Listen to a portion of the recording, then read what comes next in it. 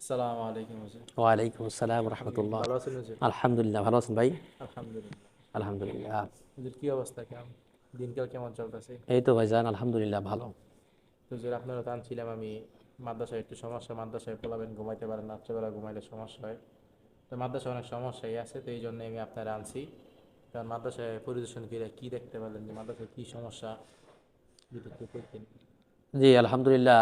আমি আপনাদের এই মাদ্রাসা আসলে একটু গ্রামের ভিতর, তো তো শহর অঞ্চলে বেশিরভাগ বাড়িঘর হওয়ার কারণে এই গ্রাম অঞ্চলের দিকে গাছপালাগুলো বেশি থাকে।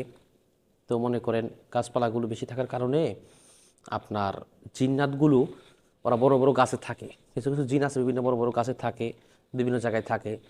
তো আমি যতটুকু পরিদর্শন করে আপনাদের মাদ্রাসা দেখলাম, মোটামুটি 4-5 জন জিন আছে মাদ্রাসার ভিতরে। 4-5 জন? জি জি, আর 4 থেকে 5 জন। কি ভালো নাকি খারাপ? যে ওদের ভিতরে কিছু কিছু ভালো আছে এবং কিছু কিছু খারাপও আছে, যারা কিনা আপনার ছাত্রদেরকে রাত্রেবেলা ঘুমের ভিতরে বিভিন্ন রকম ওই খোঁচা দেয়, বিভিন্ন রকম পড়ার ভিতরে অমনোযোগী করে রাখে, এবং কিছু কিছু ছাত্র নাপাক থাকে। এদেরকে পাক পবিত্র থাকার জন্য বিশেষ করে আহ্বান করবেন মাদ্রাসার ভিতরে। এবং মনে করেন আমি মাদ্রাসার দিকে আপনাদের যেহেতু বিল্ডিং, আলহামদুলিল্লাহ আমি কিছু কিছু জায়গা বন্ধ করে দিব মাদ্রাসার ভিতরে। পুরো মাদ্রাসা বন্ধ দিব এবং রুমের ভিতরে বন্ধ করে দিব। এর ফলে আমি কিছু কিছু আমল করবেন, এর দ্বারা আশা করি ইনশাআল্লাহ আপনাদের মাদ্রাসার ভিতরে যে সমস্যাগুলো আছে সব ঠিক হয়ে যাবে। যেরকম আমি দেখাই আপনাকে, একটু আমার সাথে আসেন আপনি। আপনার মাদ্রাসার ভিতরে আমি কোন কোন জায়গাগুলো বন্ধ করব, বিশেষ করে এটা আপনার কয়তলা ফ্লোর? 2 তলা ফ্লোর। 2 তলা ফ্লোর। পুরো মাদ্রাসা কয়তলা আপনার? 3 তলা। 3 তলা। আচ্ছা আসেন আমি দেখাই।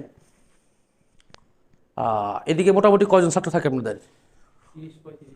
30-35 জন ছাত্র থাকে। এই যে একটা কর্নার, এই কর্নারের ভিতরে আপনার আমি এই গজাল এবং কিছু কিছু আয়াত লিখে দিব। এই কর্নারে একটা, জি জি, ওই কর্নারে একটা, ওই কর্নারে একটা দিব, 2টা। তারপরে আমি দেখাই আপনাকে ওই ওই কর্নারে একটা দিব, ওদিকে একটা দিব, ওই ওদিকে একটা দিব। এই মোট 4 কর্নারের ভিতরে। কর্নারের দেওয়াতে আর কি জি, রুমটা বন্ধ থাকে। এই রুমটা বন্ধ থাকবে।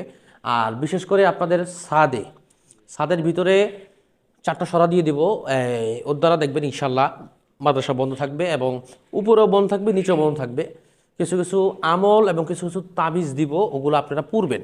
পড়া দ্বারা যে খারাপ জিন্নাগুলো আছে ওরা আশা করি ইনশাল্লাহ অতি শীঘ্রই চলে যাবে। এবং আপনাদের এদিকে শুনছি আমি যতটুকু দেখলাম যে একটা রুম পরিত্যক্ত আছে। জি, আমাদের এদিকে রুম আছে, জি, মাদ্রাসা কয়দিন আগে বন্ধ ছিল, তো বন্ধের ভিতরে সমস্যা ছিল অনেক। আচ্ছা আচ্ছা, আসুন।